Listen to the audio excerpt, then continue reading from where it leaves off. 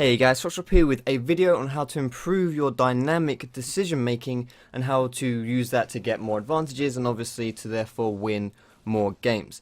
Now League of Legends is a game which is made up of lots of small decisions, and the better decisions you make, the better you will do in those games. And the decisions that you are making will be drawn from the different pieces of information that you've gathered. Now there are two different types of info that you will be hoarding, and that is your assumed information, which is quite simply the information which you can assume will be happening, and then there is the proven info, or like the real info, which is the stuff that you know for fact is happening.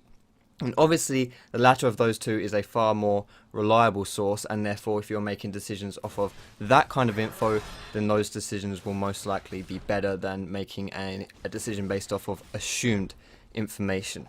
It's quite like the same in real life as well. This isn't just direct to League. You're always making decisions based off of different pieces of information. So say if it looks sunny outside, then you might think, oh, I fancy going to the beach today. Or if it looks like it's going to piss it down, then you'll think that you might want to bring in the washing.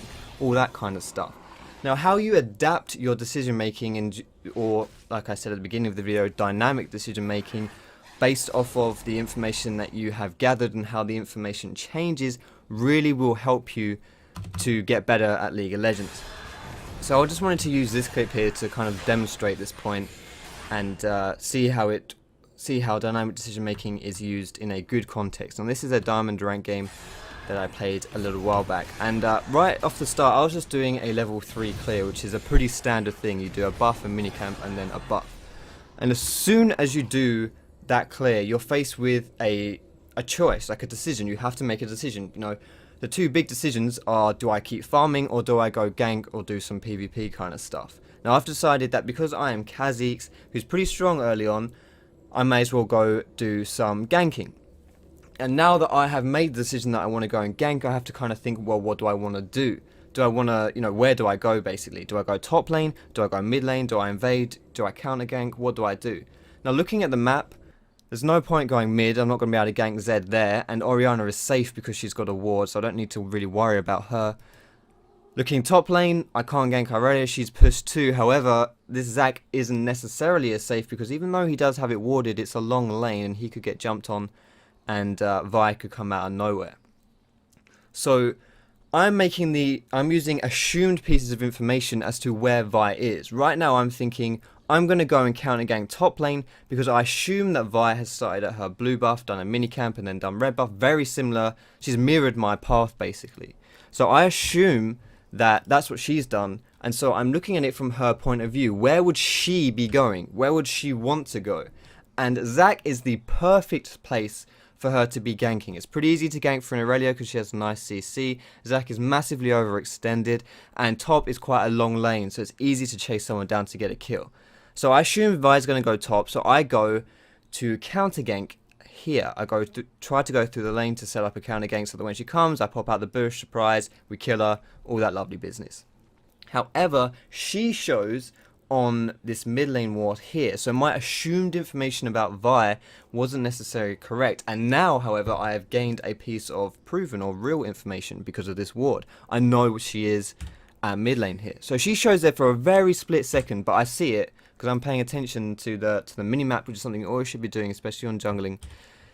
And so I have to change my decision now. There's no point me counter ganking top lane because I know that she's not coming up right away. I'll be sitting there for a while if I do go for a counter gank. Or now that I know where she is, I can make a better decision. Counter ganking is still an option because Vi is still most likely going for the Zac because he's still quite juicy, but I can make an even better decision now. So the decision I decide to make is I decide to go and sit in this tri-bush here in top lane. Now there are a lot of benefits for doing this right away. First off is that this makes it very safe for Zac now. He can play very aggressively, he can do whatever he wants, because not only am I serving as a human ward, or a bug ward I suppose, I can actually stop Vi from getting to Zac. There's no way Vi can get to him, he's safe. So he can do as much as he wants, and also if Vi face checks me, which is what I assume she's going to do, I'm making another piece of assumed information based off of an actual real piece of information, i.e. the fact that she showed on her the mid lane ward. If Vi face checks me, I can take her down, I can kill her, or at least, at the very, very least, blow her summoner. because Kha'Zix is just so strong early on in the game.